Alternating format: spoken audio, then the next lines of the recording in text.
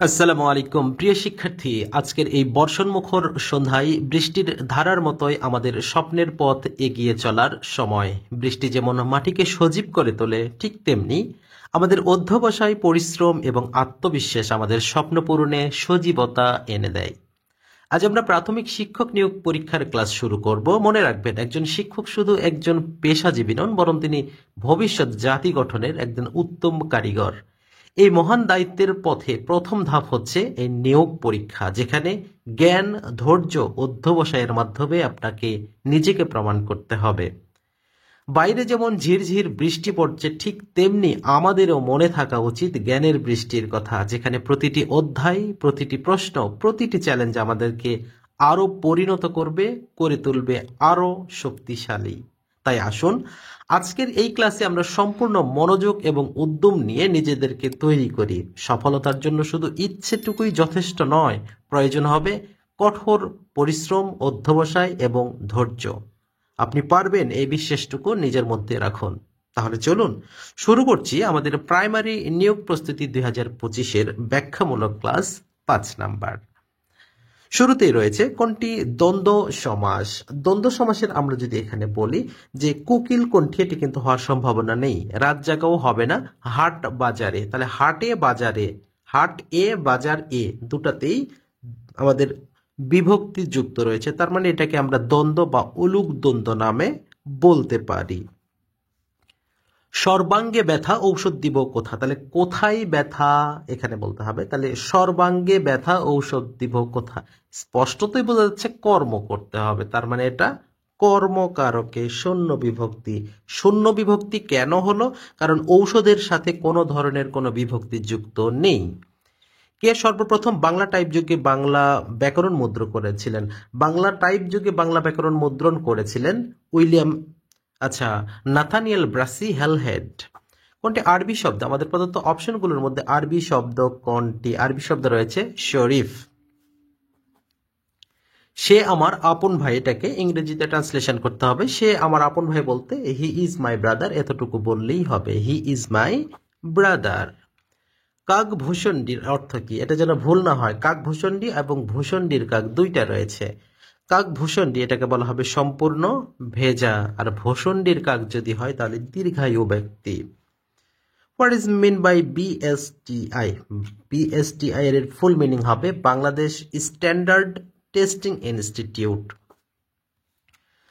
Malaysia ও সুমাত্রাকে পৃথক করেছে কোন প্রণালী? মালয়েশিয়া সুমাত্রাকে পৃথক করেছে মালাক্কা প্রণালী। প্রিয় শিক্ষার্থী, আমরা কিন্তু ওই সকল টপিকস থেকেই প্রশ্নগুলো যুক্ত করে থাকি যেগুলো টপিকস থেকে বিগত সময়ে প্রাইমারি শিক্ষক নিয়োগে সবচেয়ে বেশিবার প্রশ্ন এসেছে। তাই শুরু থেকে শেষ পর্যন্ত ভিডিও দেখার জন্য আন্তরিকভাবে অনুরোধ করছি। আদমজি পাটকল এটি কত সালে বন্ধ হয়েছিল? আদমজি পাটকল এটি বন্ধ হয়েছিল 2002 সালে। শওকত ওসমানের প্রকৃত নাম বা আসল নাম কি? শওকত ওসমানের প্রকৃত নাম হলো শেখ আজিজুর রহমান। চাকুরির জন্য যে পত্র লিখতে হয় তাকে কি বলে? চাকুরির জন্য যে পত্র লিখতে হয় তাহলে সেখানে নিশ্চয় আবেদন জানাতে হয়, তার মানে আবেদন পত্র। The synonym of incredible. Incredible মানে অবিশ্বাস্য, অর্থাৎ আনবিলিভেবল। বিশেষ করে এটা ক্রিকেট খেলার ধারাভাষ্যে, ফুটবল খেলার ধারাভাষ্যে খুব বেশি ব্যবহার হয়, incredible short. The expression lingua Franka means. আচ্ছা, লিঙ্গুয়া ফ্রাঙ্কা বলতে আসলে কি বোঝানো হয়? এটাকে বোঝানো হয় কমন ল্যাঙ্গুয়েজ। হ্যাঁ, কমন ল্যাঙ্গুয়েজ। ঢাকা বিশ্ববিদ্যালয় প্রতিষ্ঠিত হয় কত সালে? ঢাকা বিশ্ববিদ্যালয় প্রতিষ্ঠিত হয়েছিল 1921 সালে। বাংলাদেশের প্রধান অর্থকরী ফসল কোনটি? বাংলাদেশের প্রধান অর্থকরী ফসল হিসেবে যেটা বর্তমানে রয়েছে তা হলো পাট। এখানে কিন্তু অর্থকরী কথাটা উল্লেখ রয়েছে, খেয়াল করবেন, কারণ বাকিগুলো কিন্তু অর্থকরী নয়, এগুলো খাদ্যশস্য। অপবাদ শব্দের সমার্থক শব্দ কোনটি? অপবাদ শব্দের সমার্থক শব্দ হবে দোষারোপ করা, নিন্দা করা বা অপযশ করা। দুইজন ব্যক্তি একটি কাজ 8 দিনে করতে পারে। প্রথম ব্যক্তি একা একই কাজটি 12 দিনে করতে পারে। দ্বিতীয় ব্যক্তি একা একই কাজটি কত দিনে করতে পারবে? তাহলে প্রথমে আমরা যেটি করব, এখানে 8 রয়েছে, এটাকে যেহেতু আমাদের একদিনের হিসাবটা বের করতে হবে, তাহলে এটাকে ধরবো 1-এর 8, বিয়োগ করব আমরা কোনটা থেকে? 12 দিনে। যেহেতু প্রথম ব্যক্তি একা একই কত দিনে করে? 12 দিন, তার মানে সেটাকে আমরা ধরবো 1-এর 12। তাহলে এখানে 12 আর 8-এর লসাগু কত হবে? 24 হবে। এবারে তাহলে এখানে 3 বিয়োগ 2, তাহলে কত বের হলো? 1-এর 24। যেহেতু এখানে 8 ছিল আমরা ধরেছি 1-এর 8, 12 ছিল ধরেছি 1-এর 12। এবারে 1-এর 24 বের হলো, তার মানে অ্যান্সারটা কত হবে বলুন তো? 24 দিন হবে। আর এটাই হচ্ছে টেকনিক। আর যখন আমরা অঙ্ক ক্যালকুলেশন করতে যাব তখন এটা হবে কি যে আহ, এক অংশ কাজ করে, সরি মানে যে একদিনে করে এত অংশ, 24 মোট অংশ করবে এতদিনে, তখন 24টা উল্টে গুণ হয়ে যায়, সেক্ষেত্রে অ্যান্সারটা 24 হয়। আর এটা হচ্ছে টেকনিক যাতে আপনারা এমসিকিউ পরীক্ষায় দ্রুত উত্তর করতে পারেন। একটি সংখ্যার বর্গমূলের সাথে 20 যোগ করলে 5-এর বর্গ হবে। তাহলে একটি সংখ্যার বর্গমূল, এখানে কিন্তু খুব কমপ্লিকেটেড, এটা কিন্তু সহজে বুঝতে পারবেন না। একটি সংখ্যার বর্গমূলের সাথে 20 যোগ করলে 5-এর বর্গ হবে। তাহলে প্রথমে 5-এর বর্গ কত? 25। এখন বলতে হবে যে কোন সংখ্যার বর্গমূলের সাথে 20 যোগ করলে, তাহলে কার সাথে 20 যোগ করলে 25 হবে বলুন তো? 5-এর সাথে। তার মানে 5 কার বর্গমূল? 25-এর বর্গমূল। তাহলে এখানে 25 হবে সঠিক উত্তর। একটুখানি বুঝে নেবেন। ওকে, এর পরবর্তীতে আমাদের যেটি রয়েছে, কোন দেশের কাছে সবচেয়ে বেশি পারমাণবিক চুল্লি রয়েছে? পারমাণবিক অস্ত্র বা চুল্লি কিন্তু এক জিনিস নয়, দুটো আলাদা বিষয়। পারমাণবিক চুল্লি বেশি রয়েছে সবচেয়ে রাশিয়ার কাছে। কোন সমকোণী ত্রিভুজের, আচ্ছা কোন সমকোণী ত্রিভুজের অতিভুজ 12 সেন্টিমিটার, পরিসীমা 30 সেন্টিমিটার হলে ত্রিভুজটির ক্ষেত্রফল নির্ণয় করুন। তাহলে প্রথমে আমাদের যেটা করতে হবে যে এখানে 30 থেকে যে পরিসীমা আছে 30, তাহলে এখানে আমাদের 30 থেকে আমাদের অতিভুজ 12টা বিয়োগ করতে হবে। তাহলে এখানে 12 বিয়োগ করলে হবে কত? 18। 18টাকে আমরা 12 যোগ 6 করব, তাহলে 12 স্কোয়ার আর 6 স্কোয়ার, তাহলে কত হচ্ছে? 169। তাহলে এখানে 13। আচ্ছা, তাহলে অতিভুজ যদি 13 হয় সেক্ষেত্রে আমাদের এখানে অঙ্কটা ভুল অবস্থায় আছে। এখানে অতিভুজ আমাদের 12 হলে অঙ্কটা এখানে মিলবে না। হ্যাঁ, তাহলে এখানে অঙ্কটা আমরা যদি বলি, এখানে কারেকশন করে যদি আমরা 13 দিই তাহলে সেই ক্ষেত্রে আমাদের অঙ্কটা হবে। তাহলে এখন আমরা যদি এখানে বলি যে আমাদের অ্যান্সারটা কত হবে, তাহলে যেহেতু আমাদের এখানে এই যে 18টা পাইছি আমরা 12 গুণন 6, তাহলে 12 গুণন 6কে আমরা যদি হাফ দ্বারা এখন করি তাহলে কত হবে? 12 গুণন 6 ভাগ হাফ, তাহলে সেখানে হবে 36। যেহেতু আমাদের প্রশ্নের সঠিক উত্তর এখানে নেই, তার মানে কোনোটা অ্যান্সার করতে আমরা পারছি না। এর পরবর্তীতে আমাদের যেটি রয়েছে যে বাংলাদেশ সরকারের প্রথম প্রধানমন্ত্রী কে ছিলেন? বাংলাদেশ সরকারের প্রথম প্রধানমন্ত্রী হিসেবে যিনি শপথ নিয়েছিলেন তিনি হচ্ছেন তাজউদ্দিন আহমেদ। 5 হাত লম্বা ও 4 হাত চওড়া কয়টি চাদর দ্বারা 20 হাত বিশিষ্ট একটি বর্গাকার মাঠ আচ্ছাদন করা যাবে? তাহলে এটা প্রথম আমাদের যেটা করতে হবে, 20 হাত একটি বর্গাকার, তার মানে কি আমাদের এখানে বর্গাকার যেটা করতে হবে সেটা করতে হবে আমাদের কি, তবে প্রথমে এটা ক্ষেত্রফল বের করে 20 স্কোয়ার করলে কত হবে? 400 হবে। ওকে, এই যে 400 বের করলাম, এখানে এখন বলা আছে 5 4 5 20। এখন আমরা এই 400 কে 20 দ্বারা ভাগ করব, তাহলে কত হবে? 20টি। তার মানে এখানে 20টি চাদর দ্বারা আচ্ছাদন করা যাবে। One man who head women, আচ্ছা গতকালে ক্লাসে সম্ভবত এই বিষয়টা আলোচনা করেছিলাম যে মহিলাদেরকে ঘৃণা করে তাদেরকে কি বলা হয়, খুব সম্ভবত বলেছিলাম। তার মানে এটা হবে সঠিক উত্তর, মিসোজেনিস্ট। কোন আসল 3 বছরে মুনাফা আসলে 460 টাকা এবং 5 বছরে মুনাফা আসলে 500 টাকা হলে আসল কত? তাহলে নিশ্চয়ই আমাদের 4টি অপশনের মধ্যে আসল আছে। আমরা সিরিয়ালি যদি আমরা কাজ করি, যেমন 400 টাকা আছে, তাহলে 400 টাকা, তাহলে এখানে যদি আমরা 400 বিয়োগ করি তাহলে কত হবে? 60। তাহলে 3 বছরে প্রতি বছর কত টাকা করে পেয়েছে? 20 টাকা।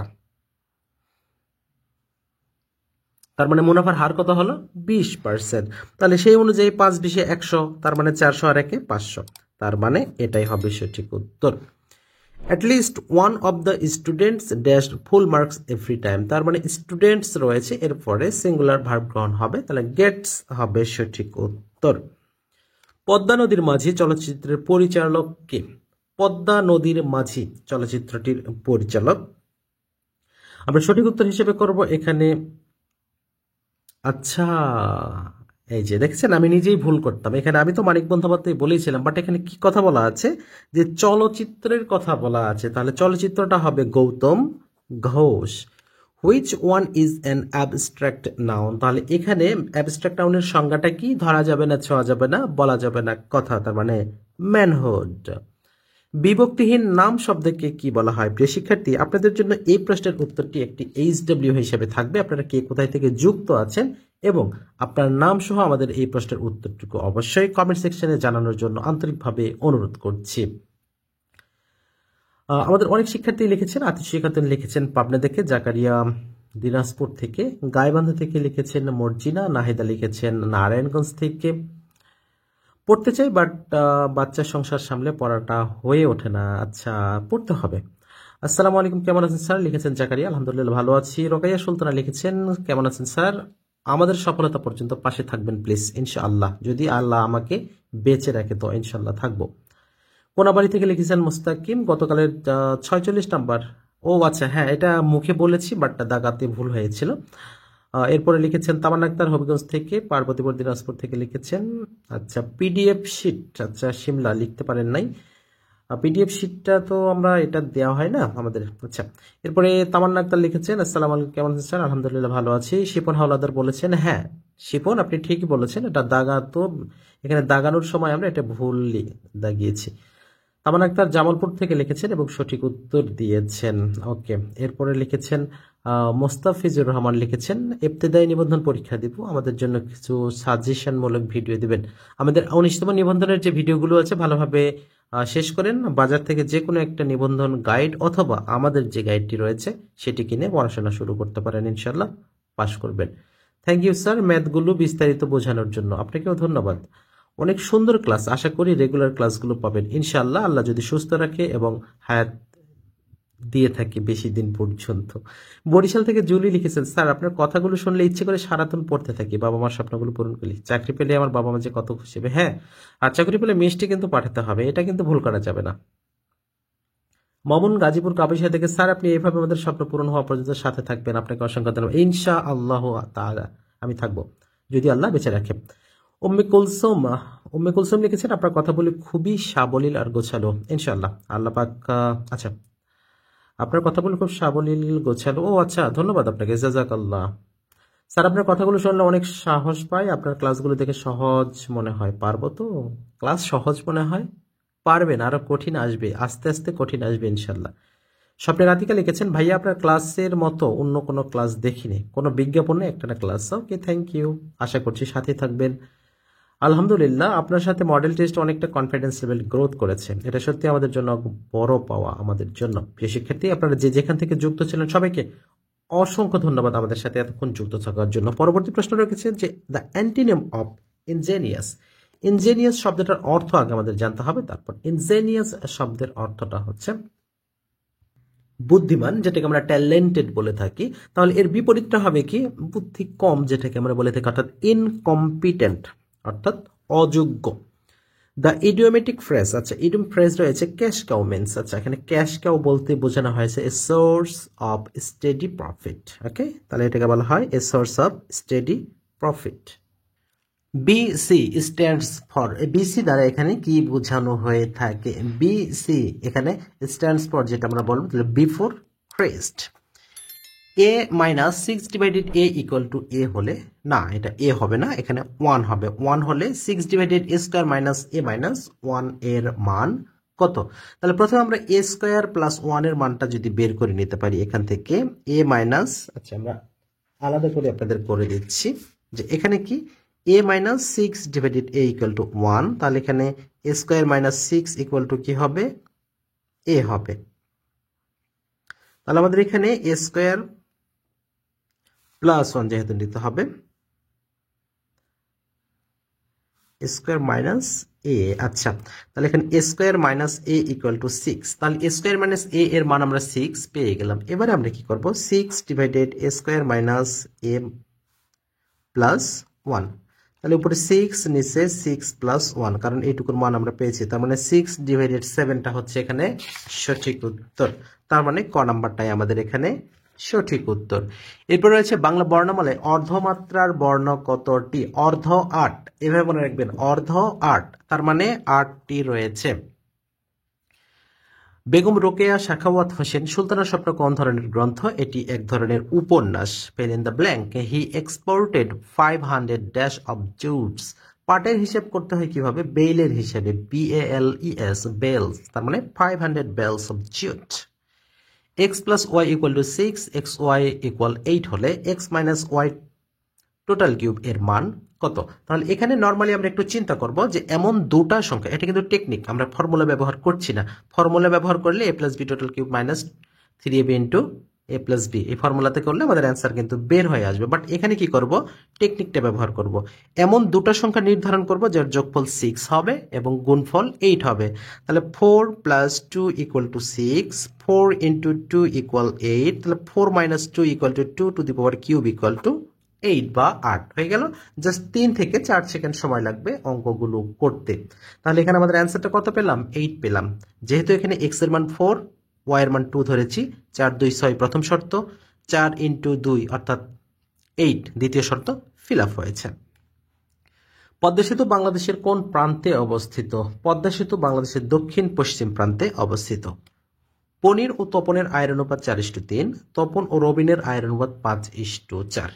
পনিরের আয় 120 টাকা হলে রবিনের আয় কত? তাহলে এখানে আমাদের ইস্টুগুলো আগে সেম করে নেব। 4 3 কি রয়েছে? 4 3 রয়েছে এবং 5 4 রয়েছে। তাহলে এখানে 4:3, আবার এখানে রয়েছে 5:4। তাহলে আমরা যদি এখানে সাবলীল করে নিই তাহলে দ পদ্ধতি এভাবে নিচে আসবে, উপরে যাবে, এইভাবে আসবে। তাহলে 4 5 20, 3 5 15, 3 4 12। এখন আমরা পনিরের আয় দেওয়া আছে 12 টাকা। পনিরের অনুপাতটা কত?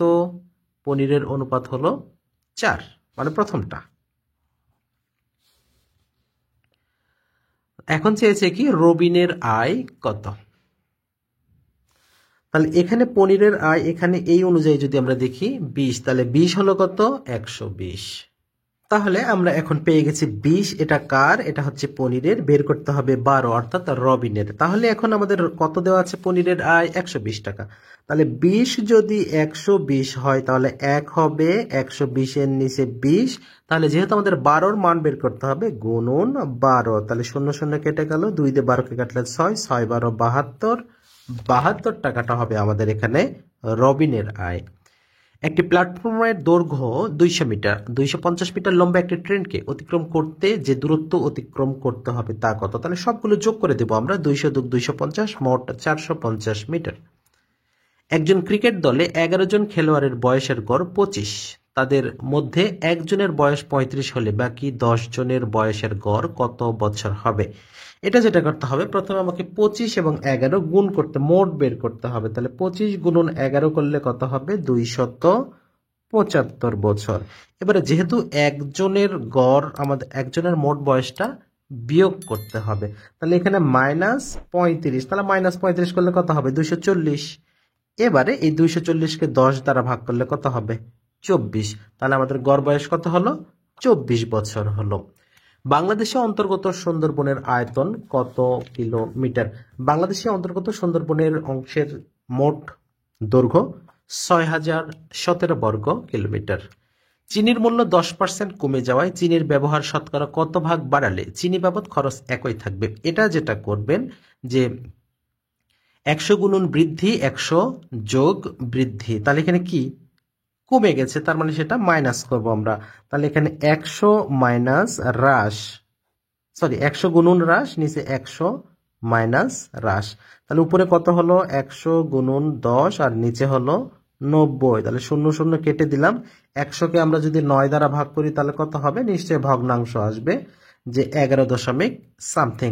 তাহলে যেহেতু আমাদের এখানে 11 দশমিক সামথিং একটাই আছে, অর্থাৎ 11 দশমিক বা 11 পূর্ণ 1-এর 9, এটাই হবে আমাদের এখানে সঠিক উত্তর। বাংলা ভাষায় প্রথম অভিধান সংকলন করেন কে? বাংলা ভাষায় প্রথম অভিধান সংকলন করেন তিনি রামচন্দ্র বিদ্যাবাগীশ। কথাটা ভালোভাবে বলতেন, অভিধান সংকলন করেন। আচ্ছা, এরপরে রাখছে WIPO, ওয়ার্ল্ড ইন্টেলেকচুয়াল প্রপার্টি অর্গানাইজেশনের সদর দপ্তর কোথায়? W দ্বারা শুরু এবং O দ্বারা শেষ এইরকম সংস্থাগুলোর সবগুলোরই সদর দপ্তর অবস্থিত জেনেভাতে, আর জেনেভাকে বলা হয় সম্মেলনের নগরী। He sat behind me but in front of you, এখানে বাট কি হিসেবে ব্যবহার হয়েছে? নর্মালি তো আমরা জানি যে বাট একটা কনজাংশন হিসেবে ব্যবহার হয়, বাট এখানে কি হিসেবে ব্যবহার হয়েছে? এখানেও কনজাংশন হিসেবেই ব্যবহার হয়েছে, এত চিন্তা করার কোনো প্রয়োজন নেই। I thought that I dash see her before, তার মানে এখানে কি বলা হচ্ছে যে আই থট, আমার মনে হয় আমি তাকে কোথাও দেখেছি, তার মানে I thought I had seen before, তাহলে আই হ্যাড সিনটা হচ্ছে এখানে right answer. The baby dash because it is hungry now, তার মানে কি বাবুটি কান্না করছে, তার মানে the baby is crying because it is hungry now. একটি চাকা প্রতি মিনিটে 90 বার ঘোরে, তাহলে 1 সেকেন্ডে চাকাটি কত ডিগ্রি ঘুরবে? তাহলে 1 মিনিটে 90 বার ঘোরে, তার মানে কি 60 সেকেন্ডে 90 বার ঘোরে। তাহলে আমাদের কি বলছে 1 সেকেন্ডে কত? তাহলে 1 সেকেন্ডের অবস্থানটা আগে আমরা বের করে নিব। তাহলে এখানে 60 সেকেন্ডে ঘুরে কত? 90 বার, তাহলে 1 সেকেন্ডে ঘুরবে কত? তাহলে 90 ভাগ 60, তাহলে কত হবে? 3-এর 2। 3-এর 2 বলতে আমরা কি বুঝি? 1.5 কে বুঝি, তাই না? মানে 1.5 কে বুঝি। তাহলে যদি একটা গোল চাকা কি হয়? চাকা তো গোল হয়, তাহলে একবার যদি পুরোটা ঘোরে কত হয়? 360 ডিগ্রি ঘুরতে হবে। দ্বিতীয় আবার যদি অর্ধেক ঘোরে তাহলে আবার 180 ঘুরবে, তাহলে দুটো মিলে কত হলো? 540, অর্থাৎ 540 ডিগ্রি ঘুরবে। চাকর, চাকু, তোপ শব্দগুলি কোন ভাষা থেকে এসেছে? এটা তুর্কি ভাষা থেকে এসেছে। নিচের কোনটি সামঞ্জস্যপূর্ণ নয়? Facebook social media, Twitter social media, YouTube video platform এটিও সোশ্যাল মিডিয়ার মধ্যে পড়ে, বাট উইকিপিডিয়া এটা কিন্তু সোশ্যাল মিডিয়া নয়, এটা একটা তথ্যকোষ, সুতরাং এটা সামঞ্জস্যপূর্ণ নয়। একের বিশেষ্য রূপ কোনটি? গুরুত্বপূর্ণ একটি প্রশ্ন। আপনাদের বেশ কয়েকদিন কিন্তু আমি কাজ দিয়েছিলাম যে এক কোন ধরনের সংখ্যা, এটা মনে রাখবেন, এক একটি একক সংখ্যা, আর একের বিশেষ্য রূপটাও হবে একতা। কি বললাম? একতা, এক হতে হবে, ইউনিটি অর্থাৎ একতা। 125-এর 125% কত? দেখো তো ঝামেলা, এইরকম অঙ্ক দেওয়ার প্রয়োজন ছিল। 100-র 100% কত হয়? 125ই তো হয়। 125-এর 100% 100ই হবে। 125-এর আবার 125% করতে গেলে কিন্তু 25+, তার মানে 150-এর কাছাকাছি। হ্যাঁ, তার মানে 156.25 হচ্ছে সঠিক উত্তর। নাটোরের দীঘাপতিয়ার জমিদার বাড়িটি কি নামে বর্তমানে পরিচিত? এটি বর্তমানে উত্তরা গণভবন নামে পরিচিত। মজনু শাহ কে ছিলেন? মজনু শাহ তিনি ছিলেন ফকির বিদ্রোহের নেতা। যে পরিশ্রম করে সেই সুখ লাভ করে, এটি কোন ধরনের বাক্য? এখানে যেই পরিশ্রম সেই সুখ, তার মানে এখানে মিশ্র রয়েছে, তার মানে এটি একটি মিশ্র বাক্য। আমার সন্তান যেন থাকে দুধে ভাতে, এটি কার প্রার্থনা অথবা কার রচনা? দুটা কিন্তু দুই ধরনের উত্তর হবে। যদি বলা হয় এটি কার প্রার্থনা তাহলে হবে ঈশ্বরী পাটনি, আর যদি বলে কার রচনা তখন হবে এটি চণ্ডীদাস। আমি কি ঠিক বললাম? চণ্ডীদাস কি? মেবি। আচ্ছা, ভুল হলে একটু সংশোধন করে দিবেন। বাংলাদেশে পাহাড় শ্রেণীভুক্ত, আচ্ছা, ভূতাত্ত্বিক যুগের রূপ কোনটি? আচ্ছা, বাংলাদেশে পাহাড় যেগুলো রয়েছে এগুলো টারশিয়ারি যুগের। টু ইর is human, change the sentence into negative without changing meaning. এই জিনিসটা আমি 2024-এর প্রথম দিকে এবং 23-এর শেষ দিকে যে সকল প্রশ্নগুলো আমি অ্যানালাইসিস করেছি, এখানে এই ধরনের প্রশ্নগুলো দেওয়া হয়েছে যে আপনি নেগেটিভ করবেন, বাট এখানে কি করতে হবে? Changing meaning, without changing meaning, অর্থ পরিবর্তন করা যাবে না, অপরিবর্তিত রাখতে হবে। তো মানুষ মাত্রই ভুল, তার মানে no man is free from error, কোন মানুষই ভুলের ঊর্ধ্বে নয়। নেগেটিভ হলো এবং উত্তরও ঠিক থাকলো, মানে কথাগুলো ঠিক থাকলো, এটি হবে সঠিক উত্তর। পৃথিবীর বৃহত্তম দ্বীপ কোনটি? পৃথিবীর বৃহত্তম দ্বীপ এটি গ্রিনল্যান্ড, যেটাকে বলা হয় গ্রিনল্যান্ড। আর যদি বলা হয় বদ্বীপ তাহলে সেটা ক্ষেত্রে হবে বাংলাদেশ। আবার যদি বলা হয় বাংলাদেশের মধ্যে সবচেয়ে বড় বদ্বীপ কোনটি, সেক্ষেত্রে হবে সুন্দরবন। আবার বাংলাদেশের মধ্যে বড় দ্বীপ যদি বলা হয় সেটা হবে ভোলা। একমাত্র দ্বীপ জেলা হবে সেক্ষেত্রেও ভোলা হবে।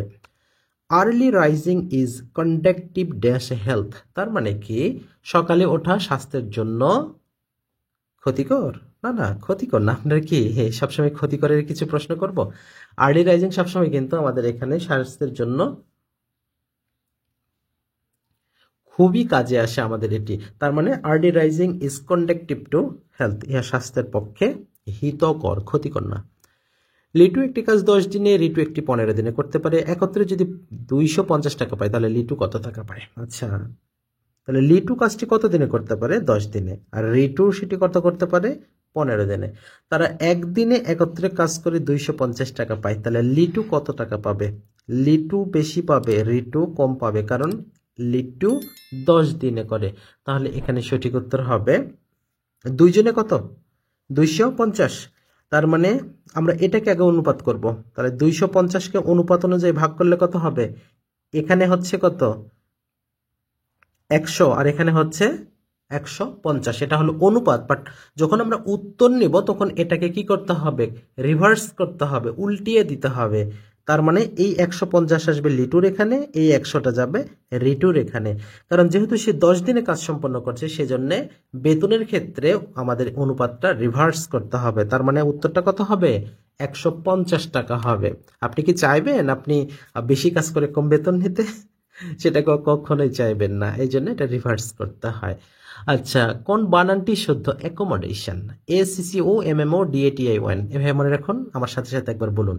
ACCA, আচ্ছা ACCOMMODATION, অ্যাকোমোডেশন। তার মানে এটা সঠিক উত্তর হিসেবে কোনটা নিচ্ছি? C number. পিতা ও পুত্রের বর্তমান বয়সের অনুপাত 7:2। 5 বছর পরে তাদের বয়সের অনুপাত 8:3 হবে। তাদের বর্তমান বয়স কত? আচ্ছা, বর্তমান বয়সের অনুপাত কত দেওয়া আছে? 7:2। তার মানে এখানে 4 দুগুণে 8। তার প্রথমটা, আমাদের প্রথম যে অনুপাত দেওয়া আছে 7:2, আমরা এটা আগে মিলানোর চেষ্টা করব। তাহলে এখানে আমরা যদি বলি 5 দুগুণে 10, 5 7 35, গ নাম্বারটা মিলে যাচ্ছে। তার মানে আমাদের আর কোনো হিসাব করার প্রয়োজন নেই, যে গ নাম্বারটাই উত্তর হবে। এখন কথা হলো, এখানে প্রশ্ন আসতে পারে যে এটা তো অন্যগুলোও তো হতে পারে। হ্যাঁ, অন্যগুলো তো হওয়ার সেখানে সম্ভাবনা নেই। যেমন এখানে আমাদের অনুপাতে মিলবে না। এখানেও যদি আমরা বলি 7 দুগুণে 14, 7 7 49, অনুপাত মিলছে না। এখানেও অনুপাত মিলছে না। তার মানে একটাই তো অনুপাত মিলে গেল, এই জন্য সেটি উত্তর। বাংলাদেশ উন্নয়ন ফোরামের প্রধান সমন্বয়কে বা সমন্বয়কারীকে? বিশ্বব্যাংক বাংলাদেশের সমন্বয়কারী। পাটের ব্যবসায়ীদেরকে এক কথায় কি বলে? পাটের ব্যবসায়ীকে এক কথায় কি বলে? এটা হচ্ছে পাটেশ্বরী। দেশের প্রথম পর্যটন রেল চালু হতে যাচ্ছে। আচ্ছা, চালু হয়েছে। এটা হচ্ছে ঢাকা কক্সবাজার নাকি দোহাজারী কক্সবাজার? পর্যটন রেল আমার মনে হয় যে দোহাজারী। আমার একটু কনফার্ম করো তো। আচ্ছা, হ্যাঁ, এটা ঠিকই রয়েছে। তাহলে এখানে 2000-ই কক্সবাজারটাই হবে এখানে সঠিক উত্তর। এর পরবর্তীতে যেটি রয়েছে, everybody hates a liar negative form. তাহলে এভরিবডি হেটস এ লায়ার, সবাই মিথ্যাবাদীকে ঘৃণা করে। তার মানে কি, এমন কে আছে যে মিথ্যাবাদীকে পছন্দ? আচ্ছা, তার মানে এখানে হবে নোবডি লাইকস এ লায়ার। আচ্ছা, কেউই তো, ও হ্যাঁ, এটাও তো হয়, নোবডি লাইকস এ লায়ার, কেউই মিথ্যাবাদীকে পছন্দ করে না, তার মানে ঘৃণা করে। My uncle arrived while I dash dinner, তার মানে হোয়াইল আই ওয়াজ কুকিং। নিচের কোনটি কনজাংশন? দা এখানে রয়েছে article, is verb, after preposition, তার মানে এন্ডটা হবে কনজাংশন। স্বরভক্তির অপর নাম কি? স্বরভক্তির অপর নামকে বলা হয় বিপ্রকর্ষ। বাংলাদেশ জাতিসংঘের সদস্যপদ লাভ করে কত তারিখে? জাতিসংঘের সদস্যপদ লাভ করে 17 সেপ্টেম্বর 1974। বাংলায় মুক্তির সনদ নামে পরিচিত কোনটি? বাংলায় মুক্তির সনদ বলা হয় 6 দফা দাবিকে। অন্ধকার যুগের একমাত্র বলাটা ঠিক হবে না। অন্ধকার যুগের সাহিত্য নিদর্শন কোনটি? অন্ধকার যুগে 1201 থেকে 1350-এ উল্লেখযোগ্য কোনো সাহিত্যকর্ম সৃষ্টি হয়নি। যে কয়েকটাও হয়েছিল সেগুলো যেটা প্রকৃত অর্থে সাহিত্যিক নিদর্শন বলা হয়, সেটার ক্রাইটেরিয়ার মধ্যে পড়ে না বলে সেটাকে বলা হয় না। তারপরে যে কয়েকটা ছিল তার মধ্যে একটা হচ্ছে শেখ শুভদয়া। অলিম্পিকের পতাকায় কয়টি রং থাকে? অলিম্পিক থেকে এবারে একটা প্রশ্ন কিন্তু পাবেন, আমি বলে দিচ্ছি। কেন আসবে সেটা পরে বলবো, বাট আসবে এটা বলে দিলাম। অলিম্পিক পতাকায় রং থাকে মোট 5টি। ভাষার প্রকৃতি নিয়ে আলোচনা করে কে? ভাষার আকৃতি প্রকৃতি এগুলো নিয়ে আলোচনা করে, সবকিছুই করে ব্যাকরণ। প্রিয় শিক্ষার্থী, আপনারা যেখান থেকে এতক্ষণ আমাদের এই গুরুত্বপূর্ণ প্রাইমারি শিক্ষক নিয়োগ প্রস্তুতির ক্লাসে যুক্ত ছিলেন, সবাইকে অসংখ্য ধন্যবাদ জানিয়ে আজকের ক্লাসটি এখানে শেষ করছি। দেখা হচ্ছে আগামীকাল আরও একটি গুরুত্বপূর্ণ ক্লাসে। সে পর্যন্ত আল্লাহ পাক আপনাদের সবাইকে অনেক ভালো রাখুন, সুস্থ রাখুন এবং নিরাপদে রাখুন, এই প্রত্যাশা জানিয়ে আজকের মতো বিদায় নিচ্ছি। আল্লাহ হাফেজ।